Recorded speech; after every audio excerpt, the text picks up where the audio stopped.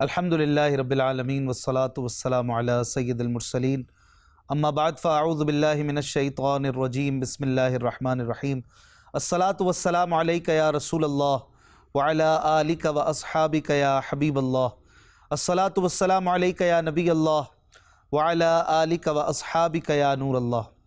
ایک بار پھر آپ کو خوش آمدید کہتے ہیں۔ پروگرام ہے قرآن پاک ترجمہ و تفسیر کے ساتھ۔ الحمدللہ پچھلے پروگرام میں ہم نے سورہ بقرہ کی 150 آیتیں مکمل کر لی تھیں اور آج آیت نمبر 151 سے اپنے درس کا آغاز کریں گے۔ الحمدللہ اس پروگرام کے ذریعے قرآن پاک کی مبارک آیتیں، ان میں پائی جانے والی پیاری پیاری باتیں، ان کی تفسیر، ان کا ترجمہ وغیرہ ہم دعوت اسلامی کے مکتبۃ المدینہ سے شائع کردہ زبردست تفسیر صراط الجنان کی روشنی میں سننے سمجھنے کی سعادت پاتے ہیں۔ اللہ کریم ہمیں حق کہنے، حق سمجھنے اور اس پر عمل کرنے کی توفیق عطا فرمائے، باطل کو باطل کہنے، اس کو باطل سمجھنے اور باطل سے بچنے کی توفیق بھی عطا فرمائے۔ نبی کریم رؤوف الرحیم صلی اللہ علیہ وآلہ وسلم کا فرمان برکت نشان ہے، جو مجھ پر دن بھر میں 50 مرتبہ درود پاک پڑھتا ہوگا، میں قیامت کے دن اس سے ہاتھ ملاؤں گا۔ صلو علی الحبیب صلی اللہ تعالی علی محمد صلی اللہ علیہ وآلہ وسلم۔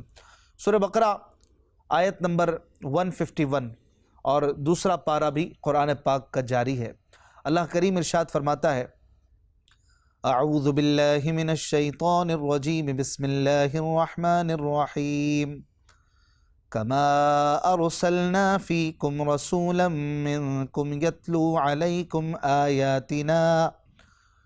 آیاتنا ویزکیکم ویعلمکم الکتاب والحکمت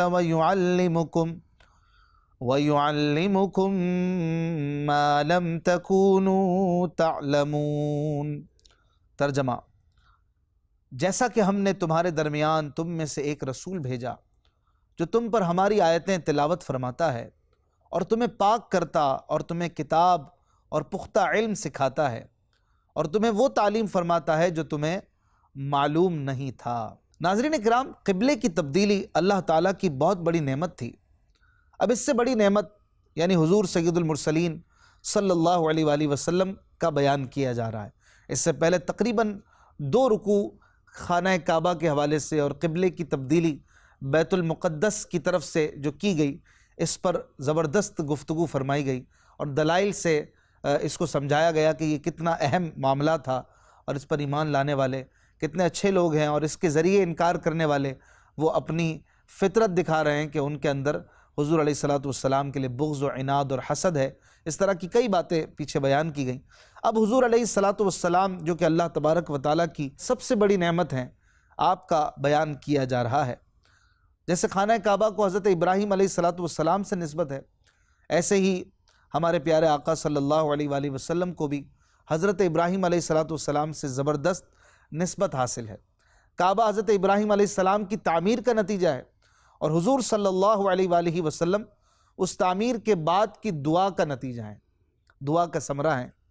یاد رہے کہ حضور پر نور صلی اللہ علیہ وآلہ وسلم اللہ تعالیٰ کی سب سے بڑی نعمت ہیں، اور آپ صلی اللہ علیہ وسلم کو اللہ تعالیٰ خود اپنا احسان قرار دیتا ہے۔ چنانچہ سورہ آل عمران آیت نمبر 164 میں اللہ تبارک و تعالیٰ ارشاد فرماتا ہے، لَقَدْ مَنَّ اللَّهُ عَلَى الْمُؤْمِنِينَ إِذْ بَعَثَ فِيهِمْ رَسُولًا۔ بے شک اللہ نے ایمان والوں پر بڑا احسان فرمایا جب ان میں ایک رسول مبعوث فرمایا۔ اور وہ رسول کیسے ہیں؟ علم قرآن، فہم قرآن، اسرار قرآن، حکمت، طہارت نفس، تزکیہ قلب، اصلاح ظاہر و باطن اور دنیا اور آخرت کی ساری بھلائیاں ہمیں عطا فرمانے والے ہیں۔ اسی تطہیر و تزکیہ کو ایک اور جگہ اللہ تبارک و تعالی بیان فرماتا ہے، سورہ توبہ آیت نمبر 103 میں، خُذْ مِنْ أَمْوَالِهِمْ صَدَقَةً تُطَهِّرُهُمْ وَتُزَكِّيهِمْ بِهَا، یعنی اے حبیب صلی اللہ علیہ وآلہ وسلم، تم ان کے مال سے زکوٰۃ وصول کرو جس سے تم انہیں ستھرا اور پاکیزہ کر دو۔ اور پھر مزید فرماتا ہے وَيُعَلِّمُكُمْ مَا لَمْ تَكُونُوا تَعْلَمُونَ۔ اس آیت مبارکہ میں آیت نمبر 151 میں ارشاد فرمایا کہ وہ نبی تمہیں وہ تعلیم فرماتے ہیں جو تمہیں معلوم نہیں، اور حضور علیہ السلام مکمل قرآن کو جاننے والے تھے۔ احکام الہیہ میں جو ہم نہیں جانتے نبی کریم صلی اللہ علیہ وآلہ وسلم ان کو زبردست انداز میں جانتے تھے، اور ہمیں آپ نے سکھایا بھی، اور جس کا جیسا ظرف تھا، جس کا جیسا برتن تھا، اس نے اس اعتبار سے اپنے ظرف کو بھرا، اور آپ صلی اللہ علیہ وآلہ وسلم کی برکتیں اس انداز سے حاصل کی۔ حقیقت یہ ہے کہ صرف ظاہری مضامین قرآن اور اللہ تبارک و تعالیٰ کے احکام ہی نہیں، بلکہ حضور اقدس صلی اللہ علیہ وآلہ وسلم سب کچھ سکھاتے ہیں، کیونکہ آپ صلی اللہ علیہ وآلہ وسلم اولین و آخرین کے تمام علوم کے جامع ہیں۔ قصیدہ بردہ میں امام بوصیری رحمۃ اللہ تعالی علیہ لکھتے ہیں، فاق النبیین فی خلق وفی خلق ولم یدانوہ فی علم ولا کرم، یعنی آپ حسن و جمال اور اخلاق میں تمام نبیوں پر فائق ہیں، اور علم و کرم میں کوئی آپ کے برابر نہیں۔ علم اور کرم، نہ کرم آپ کے جیسا کسی کو ملا اور نہ علم آپ کے پائے کا کسی کو حاصل ہوا۔ کرم میں بھی آپ سب سے بڑھ کر ہیں، اور علم میں بھی آپ صلی اللہ علیہ وآلہ وسلم سب لوگوں سے، سب انبیاء سے بڑھ کر ہیں۔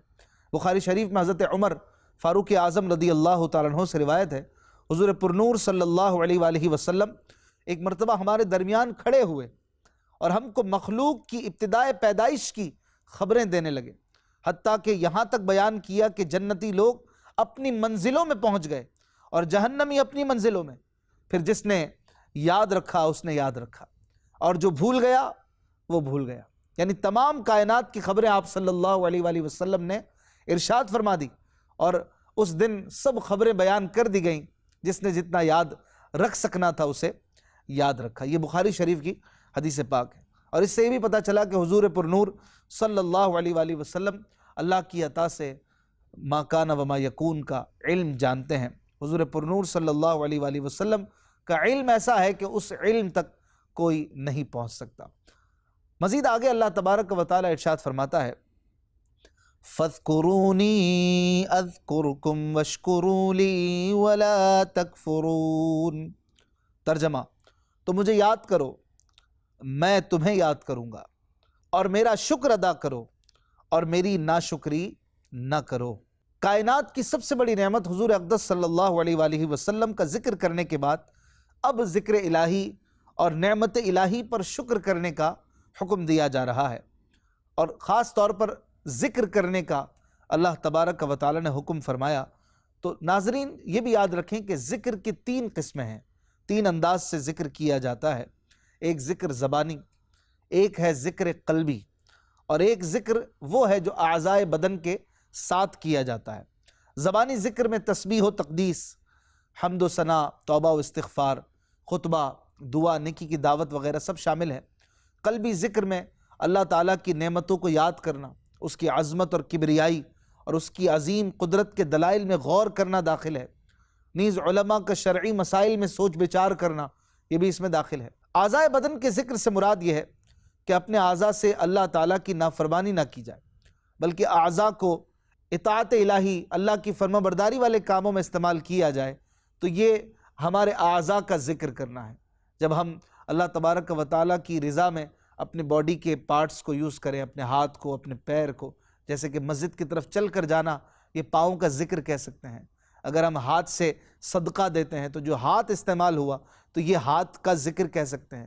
تو جس طرح سے ہم اپنے اعضائے بدن سے اللہ کی فرما برداری والے کام کریں اس کی رضا کے لیے، تو یہ اعضاء کا ذکر کہلائے گا۔ احادیث میں اللہ تبارک و تعالیٰ کے ذکر کی بڑی فضیلتیں بیان کی گئی ہیں۔ چنانچہ ایک حدیث پاک میں ہے، اللہ کا ذکر ایمان کامل کی نشانی ہے۔ ایک اور حدیث پاک میں ہے، ذکر اللہ، یعنی اللہ پاک کا ذکر دنیا اور آخرت کی ہر بھلائی کے پانے کا ذریعہ ہے۔ ایک اور حدیث پاک میں فرمایا، ذکر الہی عذاب الہی سے نجات دلانے والا ہے۔ ایک اور حدیث پاک میں نبی کریم صلی اللہ علیہ وآلہ وسلم نے فرمایا، ذکر کرنے والے قیامت کے دن بلند درجے میں ہوں گے۔ ایک اور حدیث میں فرمایا، ذکر کے حلقے جنت کی کیاریاں ہیں۔ ایک اور حدیث میں فرمایا، ذکر کرنے والوں کو فرشتے گھیر لیتے ہیں اور رحمت انہیں ڈھانپ لیتی ہے۔ ایک اور حدیث میں فرمایا، شب قدر میں اللہ کا ذکر کرنے والے کو حضرت جبریل علیہ السلام دعائیں دیتے ہیں۔ ایک اور حدیث میں فرمایا، ذکر کرنے والوں کی صحبت میں بیٹھنے والا بھی محروم نہیں رہتا۔ ایک اور حدیث میں فرمایا، اللہ کا ذکر کرنے سے شیطان دل سے ہٹ جاتا ہے۔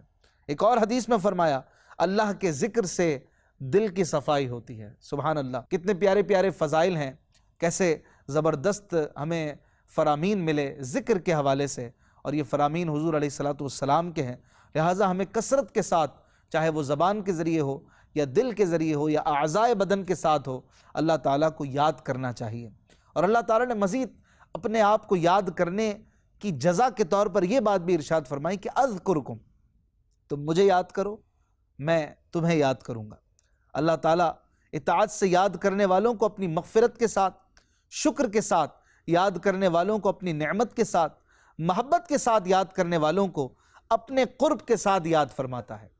بخاری شریف میں حضرت ابو ہریرہ رضی اللہ تعالیٰ عنہ سے روایت ہے، نبی کریم صلی اللہ علیہ وآلہ وسلم نے فرمایا، اللہ تعالیٰ ارشاد فرماتا ہے، میں اپنے بندے کے گمان کے نزدیک ہوتا ہوں جو مجھ سے رکھے، اور جب وہ میرا ذکر کرتا ہے تو میں اس کے ساتھ ہوتا ہوں۔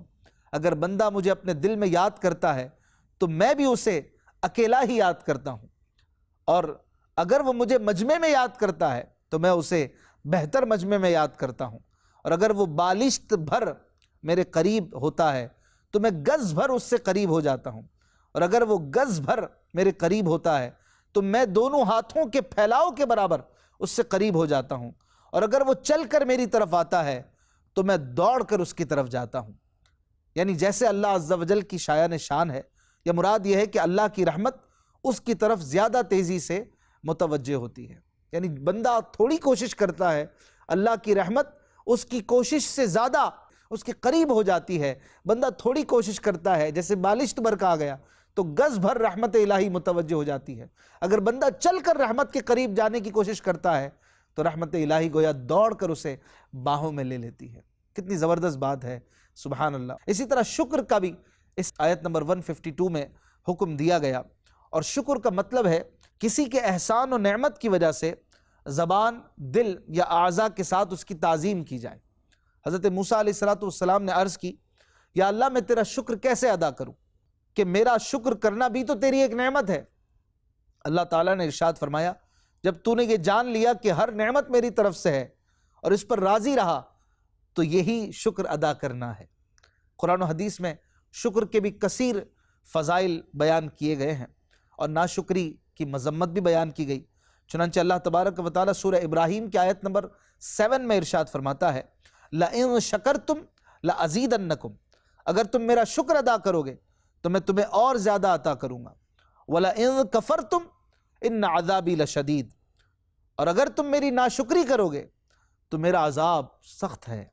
حضرت انس رضی اللہ تعالیٰ عنہ سے روایت ہے، حضور علیہ الصلوۃ والسلام نے ارشاد فرمایا، جب اللہ تعالیٰ اپنے بندے پر کوئی نعمت نازل فرماتا ہے اور وہ کہتا ہے الحمدللہ، تو یہ کلمہ اللہ تعالیٰ کے نزدیک اسے نعمت دینے سے بہتر ہوتا ہے۔ سبحان اللہ۔ حضرت ابو ہریرہ رضی اللہ تعالیٰ عنہ سے روایت ہے، رسول اللہ صلی اللہ علیہ وآلہ وسلم نے ارشاد فرمایا، اللہ تعالیٰ جب کسی قوم سے بھلائی کا ارادہ فرماتا ہے تو ان کی عمر دراز کر دیتا ہے اور انہیں شکر کا الہام فرماتا ہے کہ وہ شکر کرنے لگ جاتے ہیں۔ حضرت کعب رضی اللہ تعالیٰ عنہ فرماتے ہیں، اللہ تعالیٰ دنیا میں کسی بندے پر انعام کرے، پھر وہ اس نعمت کا اللہ تعالیٰ کے لیے شکر ادا کرے اور اس نعمت کی وجہ سے اللہ تعالیٰ کے لیے تواضع کرے، تو اللہ تعالیٰ اسے دنیا میں اس نعمت سے نفع دیتا ہے اور اس کی وجہ سے اس کے آخرت میں درجے بلند فرماتا ہے۔ اور جس پر اللہ نے دنیا میں انعام فرمایا اور اس نے شکر ادا نہ کیا اور نہ اللہ تعالیٰ کے لیے اس نے تواضع کی، عاجزی کی، تو اللہ تعالیٰ دنیا میں اس نعمت کا نفع اس سے روک لیتا ہے اور اس کے لیے جہنم کا ایک طبق کھول دیا جاتا ہے۔ پھر اگر اللہ تعالیٰ چاہے گا تو اسے آخرت میں عذاب دے گا یا اس سے درگزر فرمائے گا۔ اللہ کریم ہمیں اپنا شکر ادا کرنے کی توفیق عطا فرمائے۔ آگے آیت نمبر 153 میں اللہ پاک ارشاد فرماتا ہے، یا ایھا الذین آمنوا استعینوا بالصبر والصلاۃ ان اللہ مع الصابرین۔ ترجمہ، اے ایمان والو، صبر اور نماز سے مدد مانگو، بے شک اللہ صابروں کے ساتھ ہے۔ اس سے پہلی آیت میں ذکر اور شکر کا بیان ہوا، اور اس آیت میں صبر اور نماز کا ذکر کیا جا رہا ہے، کیونکہ نماز ذکر اللہ اور صبر و شکر پر ہی مسلمان کی زندگی کامل ہوتی ہے۔ اس آیت میں فرمایا گیا کہ صبر اور نماز سے مدد مانگو، اور صبر سے مدد طلب کرنا یہ ہے کہ عبادات کی ادائیگی، گناہوں سے رکنے اور نفسانی خواہشات کو پورا نہ کرنے پر صبر کیا جائے۔ یعنی تین باتیں صبر میں اگر دیکھا جائے تو آ جاتی ہیں۔ ایک عبادت کی ادائیگی میں جو مشقت ہے، اگر سردیوں میں فجر پڑھنی ہے ایک زیادہ بھاری ہو جاتی ہے، سردیوں میں ٹھنڈے پانی سے وضو کرنا مشکل ہو جاتا ہے، بعض اور عبادتیں ہیں جن میں مشقت ہوتی ہے، اور اگر سست انسان ہو تو ہر عبادت پر اس کو مشقت اٹھانی پڑ سکتی ہے، لیکن اگر وہ اس پہ صبر کرے تو یہ بھی ایک صبر کی قسم ہے۔ اسی طرح گناہوں سے رکنے پر صبر کرنا، گناہوں سے رکتے ہوئے، اللہ کی نافرمانی کو چھوڑتے ہوئے جو مشقت ہوتی ہے، نفس پر ایک بوجھ پڑتا ہے، وہ صبر۔ اسی طرح نفسانی خواہشات کو چھوڑ دینا، یہ بھی ایک صبر کی قسم ہے۔ اسی طرح اذیتوں پر، پریشانیوں پر اور تکالیف پر صبر کرنا، یہ بھی صبر کی ایک قسم ہے۔ نماز چونکہ تمام عبادتوں کی اصل ہے اور اہل ایمان کی معراج ہے، اور صبر کرنے میں بہترین معاون ہے، اس لیے اس سے بھی مدد طلب کرنے کا حکم دیا گیا۔ اور ان دونوں کا بطور خاص اس لیے ذکر کیا گیا کہ بدن پر باطنی اعمال میں سب سے سخت صبر اور ظاہری اعمال میں سب سے مشکل نماز ہے۔ واہ کیا بات ہے، مفتی صاحب نے بڑے پیارے مدنی پھول دیے کہ ظاہری اعمال میں سب سے مشکل یہ نماز ہے۔ آپ دیکھیں سورہ بقرہ میں ایک اور جگہ پر اللہ تبارک و تعالی پہلے پارے میں ارشاد فرماتا ہے کہ وَإِنَّهَا لَكَبِيرَةٌ، نماز بھاری ہے، إِلَّا عَلَى الْخَاشِعِينَ، مگر جو اللہ سے ڈرنے والے ہیں، اللہ کے آگے جھکنے والے ہیں، ان پر بھاری نہیں ہے۔ تو نماز میں ایک طرح کی مشقت ہے، لیکن جب بندہ پڑھنے لگتا ہے، اس کو آہستہ آہستہ استقامت ملنے لگتی ہے، اور پھر نماز اس کے لیے بھاری نہیں رہتی۔ تو بدن پر مشکل اعمال میں سے نماز کو کہا گیا، اور اس کے ذریعے بھی بندہ صبر کرتا ہے، اور باطنی اعمال اس میں جو ہے وہ صبر سب سے سخت تر ہے، اس کو بیان کیا گیا۔ حضور سید المرسلین صلی اللہ علیہ وآلہ وسلم بھی نماز سے مدد چاہتے تھے، جیسا کہ حضرت حذیفہ رضی اللہ تعالیٰ عنہ سے روایت ہے، نبی کریم صلی اللہ علیہ وآلہ وسلم کو جب کوئی سخت مہم پیش آتی تو آپ صلی اللہ علیہ وآلہ وسلم نماز میں مشغول ہو جاتے۔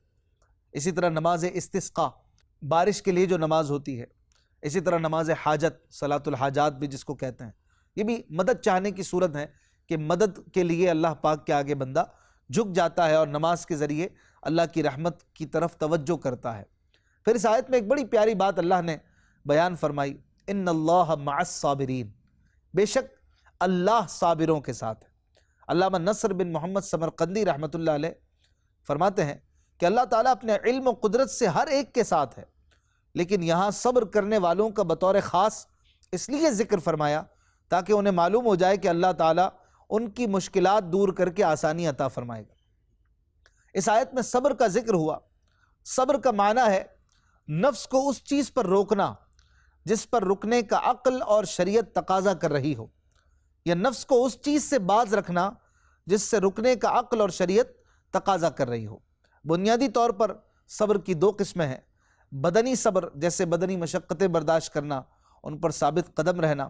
نمبر دو، طبعی خواہشات اور خواہش کے تقاضوں پر صبر کرنا۔ پہلی قسم کا صبر جب شریعت کے موافق ہو تو قابل تعریف ہوتا ہے، لیکن مکمل طور پر تعریف کے قابل صبر دوسری قسم والا ہے۔ قرآن و حدیث اور بزرگان دین کے اقوال میں صبر کے بے پناہ فضائل بیان کیے گئے ہیں۔ ترغیب کے لیے 10 فضائل آپ ملاحظہ فرمائیے۔ نمبر 1، اللہ تعالیٰ صبر کرنے والوں کے ساتھ ہے۔ نمبر 2، صبر کرنے والے کو اس کے عمل سے اچھا اجر ملے گا۔ نمبر 3، صبر کرنے والوں کو بے حساب اجر ملے گا۔ نمبر 4، صبر کرنے والوں کی جزا دیکھ کر قیامت کے دن لوگ حسرت کریں گے۔ نمبر 5، صبر کرنے والے رب کریم عز و جل کی طرف سے درود و ہدایت اور رحمت پاتے ہیں۔ نمبر 6، صبر کرنے والے اللہ تعالیٰ کو محبوب ہیں۔ نمبر 7، صبر آدھا ایمان ہے۔ نمبر 8، صبر جنت کے خزانوں میں سے ایک خزانہ ہے۔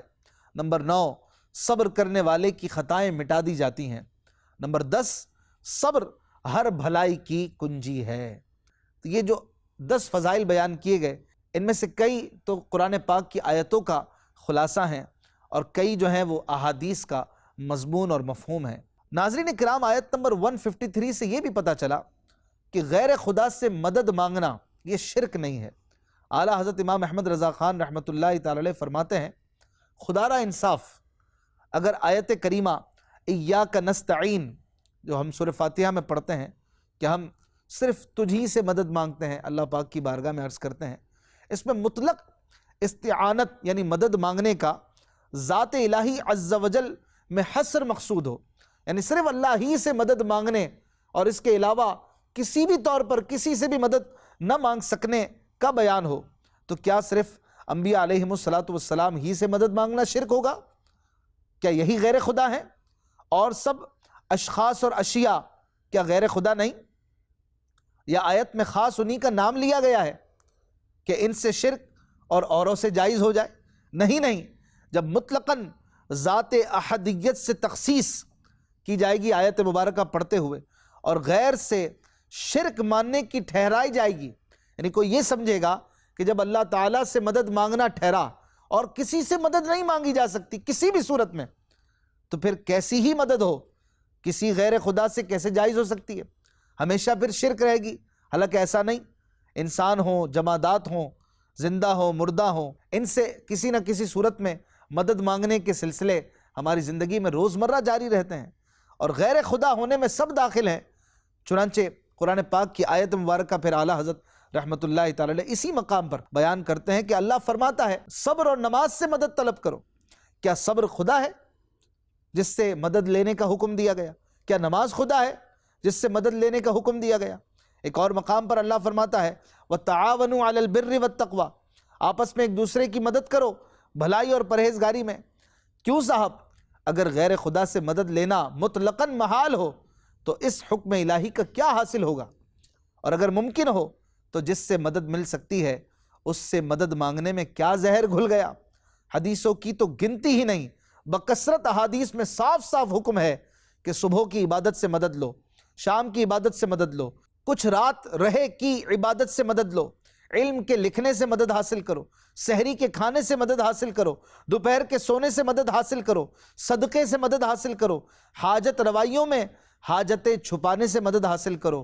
تو یہ ساری چیزیں بھی تو غیر خدا ہیں، اور ان سے بھی مدد لینے کا حکم جب دیا گیا تو یہ بات نتیجتاً سامنے آتی ہے کہ غیر خدا سے جو مدد لی جاتی ہے وہ اللہ ہی کی عطا سے لی جاتی ہے، وہ اللہ ہی کی مدد ہے، اور جو اللہ تبارک و تعالیٰ نے ان کو سبب اور جو طاقت اور جو اختیار دیا اسی سے وہ بندہ یا وہ شے یا وہ عبادت مدد کرتی ہے، اور اس انداز سے غیر اللہ سے مدد مانگنا بھی جائز ہے۔ حقیقی مدد وہ اللہ کی ہے، اور اگر کوئی یہ گمان کرے، یہ خیال کرے کہ کوئی بندہ یا کوئی شے، کوئی سبب اللہ کی عطا کے بغیر مدد کر رہا ہے، اب یہ شرک ہوگا، اب یہ حقیقتاً اسلام سے خارج کرنے والی بات اور سوچ ہوگی۔ لیکن جو چیز اللہ کی عطا سے مدد کرے یا جو اللہ کا مقبول بندہ اللہ کے دیے ہوئے اختیار سے مدد کرے تو وہ شرک نہیں بلکہ یقیناً اسلام کا حصہ ہے، اور اس کو سمجھنے کی ضرورت ہے۔ اور اسی لیے اس آیت میں یہ بات بھی بیان کی گئی کہ نماز اور صبر سے مدد چاہو۔ یقیناً نماز بھی خدا نہیں، صبر بھی خدا نہیں، ایک واضح بات ہے، اور ان سے مدد لینے کا خود حکم اللہ فرما رہا ہے، تو پتہ چلا کہ صبر سے اور نماز سے مدد حاصل کرنی چاہیے۔ اللہ پاک سے دعا ہے کہ جو کچھ سنا اس پر ہمیں عمل کی توفیق عطا فرمائے، حق باتوں کو اپنی زندگی میں لانے نافذ کرنے کا ہمیں جذبہ اور ہمت عطا فرمائے۔ زندگی رہی تو آیت نمبر 154 سے انشاءاللہ اگلے پروگرام میں سننے کی سعادت پائیں گے۔ صلو علی الحبیب صلی اللہ تعالی علی محمد صلی اللہ علیہ وآلہ وسلم۔